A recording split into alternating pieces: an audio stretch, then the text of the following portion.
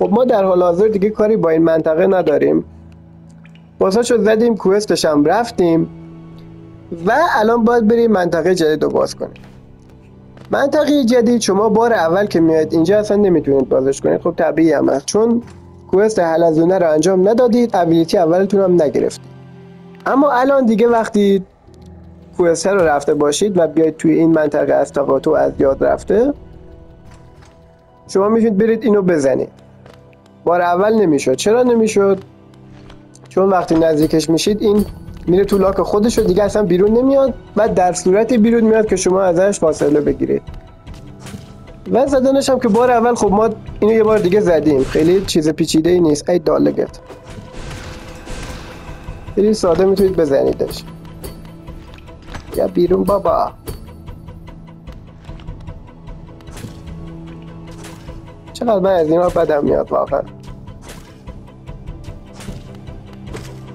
اسکو.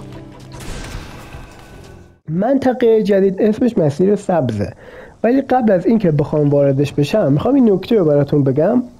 ببینید یه مسیرهایی هستند که شما برای رفتن به اونجا باید حتما یک سری ابیلیتی ها رو داشته باشید. نمونهش میشه همین مسیری که ما الان اومدیم دیگه. اولش نمیشد این بالدوره رو زد، ولی بعد از رفتن کوست حلزونه و گرفتن ابیلیتیش در نهایت اومدیم اینجا، بالدور رو زدیم و منطقه باز شد. در کل میخوام اینو بهتون بگم، از این مسیرها شما توی بازی انقدر میبینید که امکان داره کلافه بشید.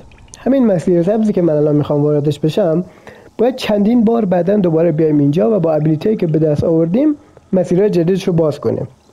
خلاصه اگر با همچین مکانایی روبرو شدید بی خودی تلاش نکنید، بجاش برید بقیه مسیرها رو امتحان کنید تا بالاخره به یه چیزی برسید.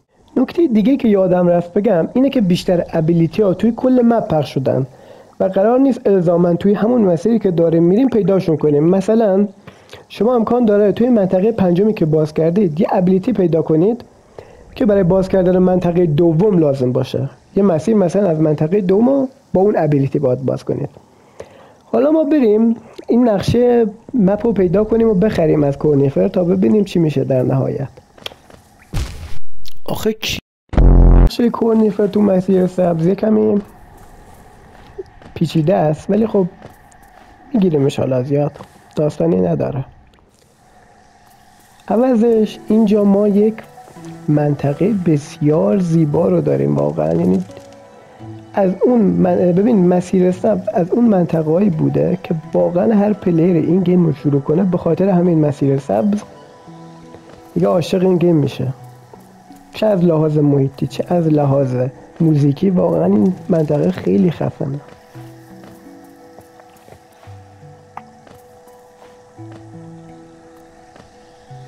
حواستون باشه به اینجا نخورید.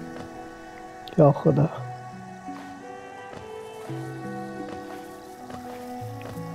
آره خلاص واقعا هیچ وقت دلم نمی اومدیم به درد خدا رو بزنم.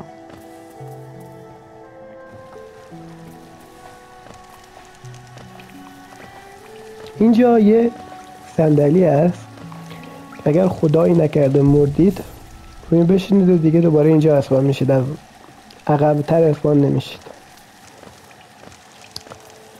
و باید بریم پایین تر.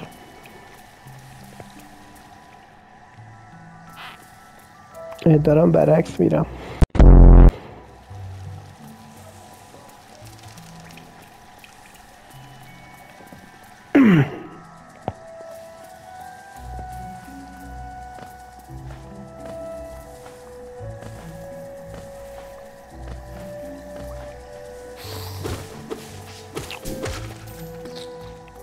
نه بزنید این وسط ها، حالا ما خوب شه.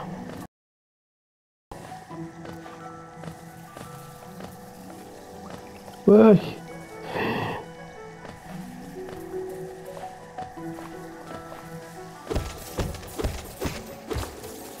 چه آیتم ها اینجا هست؟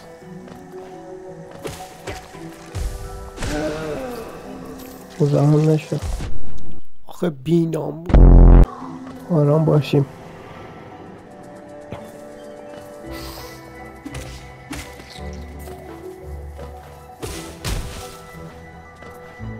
ما کورنیفر فکر دیگه نزدیک شدیم اینجا باشه و یه حرکت مارمولکانه به این بی آبرو بزنم. ببین زدنش خیلی راحته ولی خب من الان کرم دارم باید اینو حتما روش اجرا. آها اینم خیلی لذت بخشه واقعا.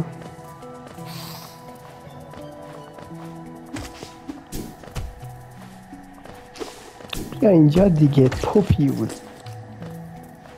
آها به کورنیفر نه. ببینید تو پارت دوم بود فکر کنم یا اول یادم نیست. تو پارت دوم بود گفتم بهتون جایی که سوتش میاد ورقام رو زمین افتادم. الان دقیقا ما به کورنیفر نزدیک شدیم، صدای سوتش داره میاد، ورقام رو زمینن. اگر همین ورقه ها رو دنبال کنیم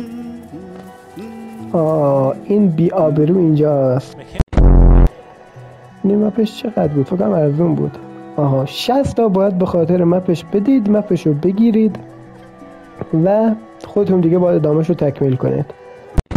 زیاد شد تایمش، برای همین این پارت رو همینجا تموم میکنم و پارت بعدی انشاءالله باسش هم میذاریم، داستانش هم میذاریم و کار منطقه رو دیگه تموم میکنیم.